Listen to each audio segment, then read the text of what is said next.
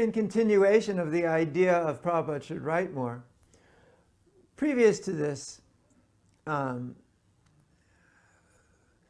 came to realize that Prabhupada's act of writing was very deep and very significantly considered. Every single word he put was not whimsical in any way. It wasn't like I'm talking now.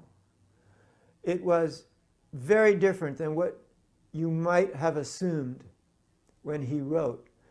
Now, I know in some of the Krishna book tapes that are out, there's a lot more flowing, because Prabhupada was, I think, in that sense, telling a story that was from the verses. It was a story, and he would give commentary on it. But it was very much in a story-like mood. Whereas in the Bhagavatam, or whichever book he was doing, it was quite different, because he was teaching at the same time. And he was considering this book to be very, very significant and important.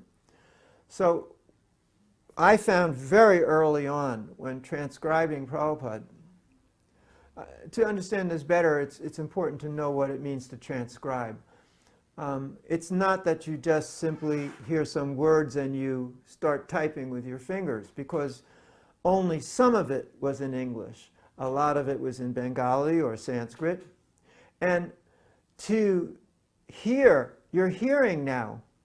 Let's say you've never heard a verse before, and you hear it in Sanskrit, and you've got to put it on the paper. Now, I don't know if people ever thought about that, but that's like a big job. And so Prabhupada had many books. One of the books he might have been using for the actual verses, and that might have had purports in it. They all had purports in it. Some of the books he used were from the Gaudiya Math, from Bhaktisiddhanta Saraswati Prabhupada's translations and commentaries. Other were from Vishwanath Chakravarti Thakur, and then there was a big book that had 8 Acharyas' commentaries in. Now, this was a big thing. Each canto was big, thick. So he would, when he would be speaking, you had to not only hear what he said in English, but you had to hear it in Sanskrit or Bengali, and you had to know where it came from so you could properly transcribe it, because you never heard these verses before either. So when I first started, the first thing I had to face when transcribing, before I even got to the Sanskrit Bengali difficulty, obstacle, which was sometimes huge, was that Prabhupada was using these Ewer dictaphones. And they had a remote, kind of like remote, or a hand piece where you would push it and the microphone was in that hand piece. So you have not only the button, but you have the movement of an analog microphone, which was very sensitive to motion and stuff like this. It was a really good one, but still. So every time Prabhupada clicked the button, in actuality, the recording would start some half second after the button get pushed, and it would stop as soon as you release the button.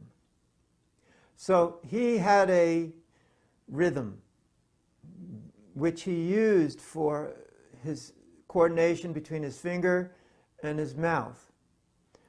And this rhythm was such that he no longer thought about the device in his hand. It was just a given. And he was simply thinking about what it was he was going to say. But the effect was that you would end up with like this. If you're going to say, for example, Krishna is the Supreme Personality of Godhead, you would get Krishna is the Supreme Personality of God, or something like that. And now let's go on to another part, that sometimes he would only say one word.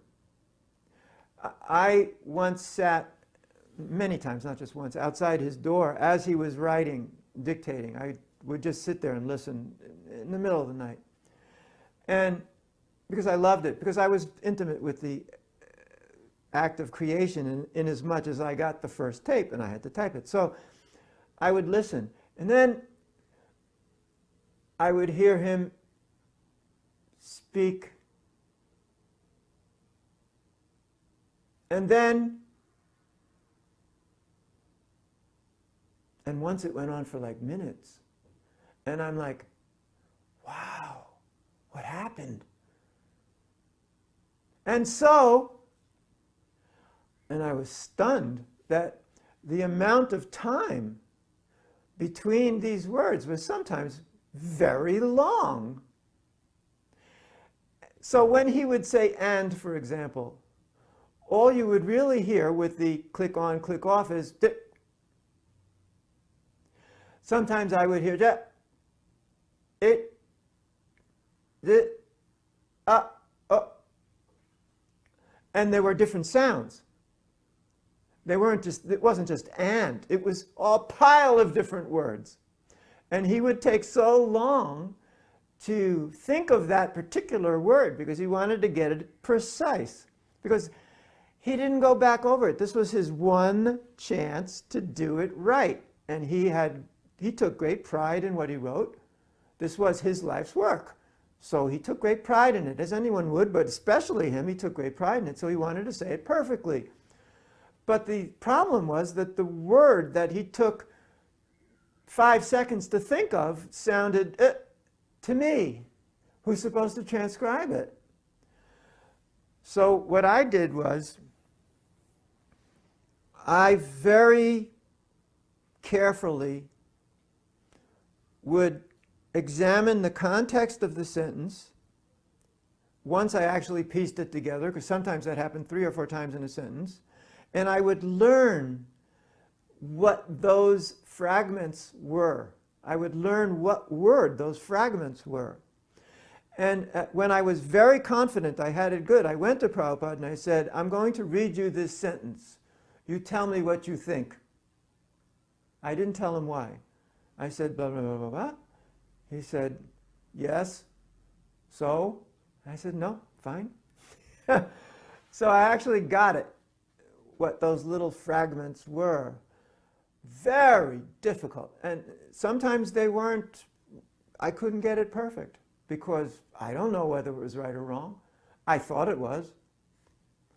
And so then you would hit this Sanskrit. Now, sometimes of these 10 different purports you could refer to, one in one book, one in another book, and the 8 in the other. And I also knew what book he had on his desk because I put it there. So if it was, for example, Chaitanya Charitamrita, where he was just using the Gaudiya Math version, piece of cake, because I knew where to find the quotes in the purports. Very easy. But if he had multiple books, which was most of the time,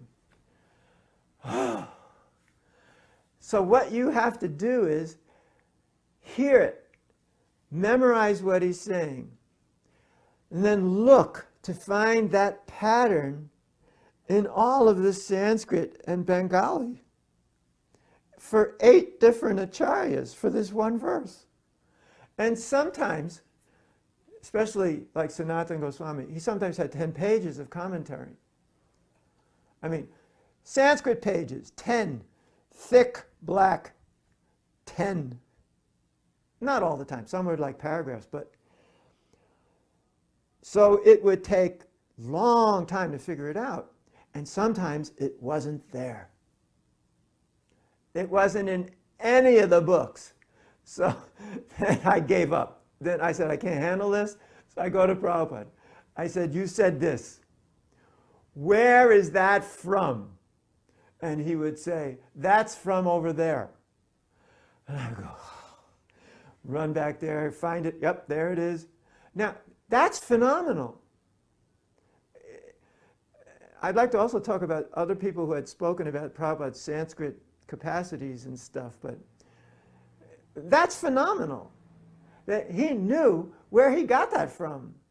And these were not those usual quotes that everybody knows nowadays. And these are very esoteric.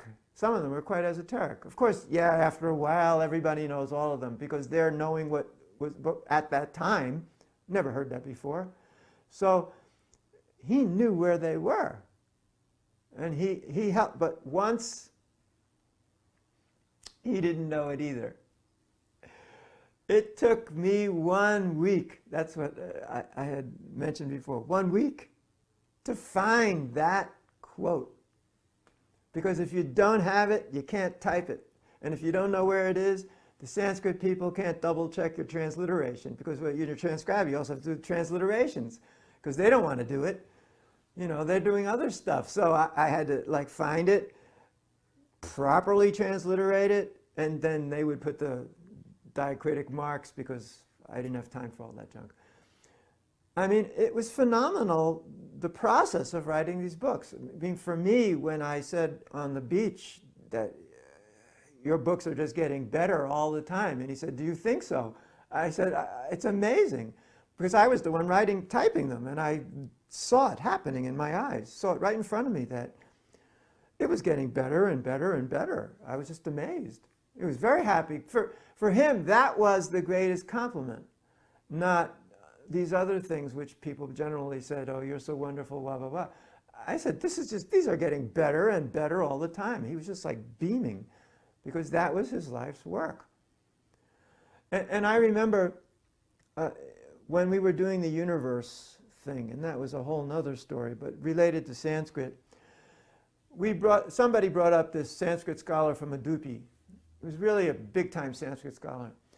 So he was like giving his ideas of what the fifth canto verses were supposed to mean. And he was talking about some Sanskrit thing. And then Prabhupada said, very humbly, he said, oh, actually, I thought it meant this. And that man was stunned. He just shut up immediately, stunned. He couldn't say a word. He just looked down. He was like, it's like all of a sudden something blew up in his head that, oh my God, that's right. So then from that point on, whenever somebody would say something about Prabhupada's scholarship, I said that, yes, but in the real world of interaction and scholarship, many times these scholars found that they didn't know as much. And I found that to be very significant.